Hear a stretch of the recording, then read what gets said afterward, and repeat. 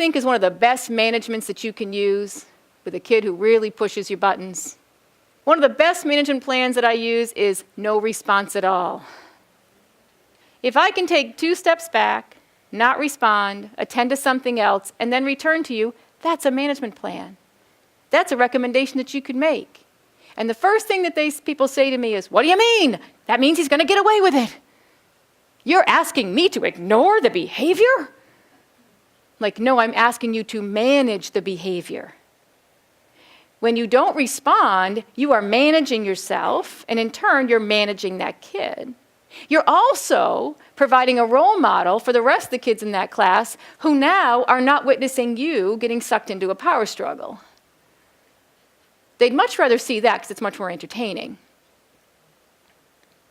But if they see you just not respond and move on with the curriculum, that's pretty powerful.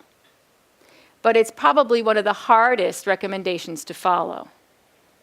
Because management is something we have to be in check of ourselves all the time. It's all about the adults.